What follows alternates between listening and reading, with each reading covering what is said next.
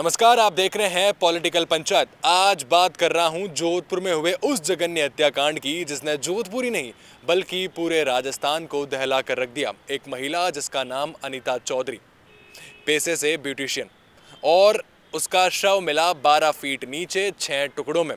आरोपी था गुलामुद्दीन। वहीं गुलामुद्दीन, जिसे अनीता चौधरी अपना भाई बताती थी और भाई कहकर बुलाती थी, उसी भाई ने अनीता चौधरी के 6 टुकड़े किए और 12 फीट नीचे अपने ही घर के बाहर गाड़ दिया। 27 अक्टूबर के दिन अनीता चौधरी के गुमशुदगी की रिपोर्ट दर्ज हुई और 7 नवंबर यानी लगभग 10-11 दिन बाद 7 नवंबर को गुलामुद्दीन मुंबई से गिरफ्तार हुआ। इस बीच 27 अक्टूबर से लेकर 7 नवंबर तक आखिर जोधपुर में हुआ क्या और राजनीति में कितनी हलचल हुई, आइए वो अपन बारीकी से जान लेते हैं। 27 अक्टूबर के दिन गुमशुदगी की रिपोर्ट दर्ज हुई। 29 अक्टूबर के दिन गुलामुद्दीन के घर के बाहर 12 फीट गड्ढे खुदा हुआ। 12 फीट गड्ढे के नीचे 6 टुकड़ों में अनीता चौधरी की लाश मिली। गुलामुद्दीन की पत्नी आबिदा को गिरफ्तार किया गया। पहले उसने बात कुछ और कही और जब पेशी के लिए जा रही थी तो कुछ बात और कही। उसने बताया कि मैं इसमें शामिल नहीं हूं, इसमें शामिल है गुलामुद्दीन, और वो कह रहा था कि मैं एक और व्यक्ति को लाऊंगा। अब वो व्यक्ति कौन है उसका खुलासा अभी तक नहीं हो पाया है। ये बात थी 29 अक्टूबर के दिन की, जब अनीता चौधरी की लाश 6 टुकड़ों में मिली।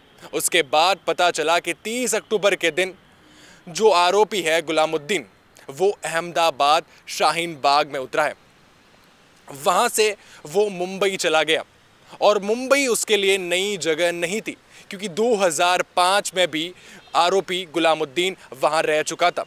लेकिन बताया जाता है कि वो 30 अक्टूबर के दिन मुंबई भी नहीं रुका, वो वापस जोधपुर के लिए निकला और 31 अक्टूबर के दिन वो जोधपुर भी पहुंचा, लेकिन पुलिस के हत्थे नहीं चढ़ पाया और कई सारे सवाल जो है पुलिस पर उठने लगे और आरोप लगने लगे कि पुलिस इतनी नाकारा और निकम्मा कैसे हो सकती है कि 31 अक्टूबर पूरे दिन एक आरोपी जोधपुर में घूमा है और उसके बाद वापस वो एक फर्जी आईडी का टिकट लेकर मुंबई पहुंच गया। फर्जी आईडी इसलिए क्योंकि आरोपी गुलामुद्दीन ने अपना नाम गफ्फार बता रखा था और गफ्फार नाम की एक आईडी बना रखी थी। उसी आईडी के चलते वो ट्रेन या बस के टिकट लेता और जहां जाना होता वहां पहुंच जाता। अब वो मुंबई पहुंच चुका था और मुंबई में लगातार वो लोकल्स चैनल्स पर नज़र रख रहा था और बताया जाता है कि अपने वो ताऊ के बेटे से भी बात करता और लगातार पूछता रहता कि जोधपुर में आखिर चल क्या रहा है। और ये वो दिन थे कि पुलिस अब तक आरोपी गुलामुद्दीन तक नहीं पहुंच पा रही थी और इतने में जोधपुर में पहुंचते हैं भैराराम सियोल, ओसिया विधायक, जाट नेता। वो पहुंचते हैं धरना स्थल पर वहाँ के परिवार वालों से, समाज वालों से बात होती है। बात ये होती है कि जल्द से जल्द अनीता चौधरी का पोस्टमार्टम करवाया जाए ताकि सामने आ सके कि अनीता चौधरी के साथ कुछ गलत काम तो नहीं हुआ है। अनीता चौधरी को शरबत पिलाया गया था, शराब पिलाई गई थी, या कौन सा जहर दिया गया था, आखिर पोस्टमार्टम होने के बाद ही पता चल पाएगा। लेकिन सहमति नहीं बन पाई और रात लगभग 10:30 बजे भैराराम सियोल अपनी विधानसभा निकल गए। उसके अगले दिन भैराराम सियोल जोधपुर के सर्किट हाउस में मीडिया के साथ प्रेस वार्ता करते हैं और एक बात का खुलासा करते हैं जिस पे शक की नज़रें जो हैं साथ बैठे पीड़िता परिवार के साथ बैठे लोगों पर भी घूमती है। भैराराम सियोल का कहना होता है कि शायद इसलिए पोस्टमार्टम नहीं करवाया जा रहा है, 2 या 3 जने जो हैं वो पीड़ित परिवार को या पीड़िता को न्याय नहीं दिलवाना चाहते। फिर आता है वो दिन जब धरना स्थल पर पहुंचती है पुलिस और नोटिस चस्पा करती है। और नोटिस चस्पा करने के दौरान अनीता चौधरी के हस्बैंड और बेटा वहां से गायब मिलते हैं और बताया जाता है कि यहाँ पे कोई धरना है ही नहीं। फिर आता है 7 नवंबर का दिन, जब मुंबई के काठियावाड़ी में एक सीसीटीवी फुटेज सामने आता है और सीसीटीवी फुटेज होता है आरोपी गुलामुद्दीन का। मुंबई पुलिस वहां पहुंचती है।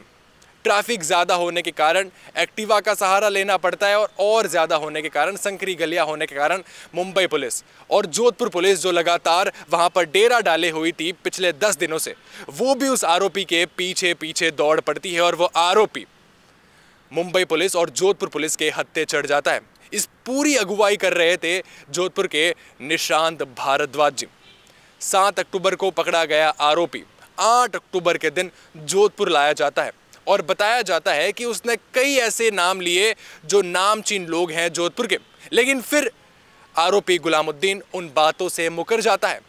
तैयब अंसारी, जिसका नाम बार बार आ रहा था, उसका नाम भी आरोपी लेता है, लेकिन वो अपनी बात से फिर मुकर जाता है। अब ये सारे सवाल सामने खड़े हो गए हैं कि अनीता चौधरी की हत्या आखिर क्यों की गई? लूटपाट के चलते, कोई विवाद के चलते, या कोई और वजह हो सकती है जिस कारण से अनीता चौधरी की हत्या इतनी बेरहमी से की गई।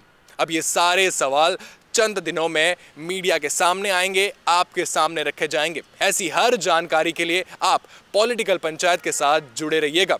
कैमरा पर्सन प्रकाश शर्मा के साथ आदित्य नारायण, पॉलिटिकल पंचायत, जोधपुर।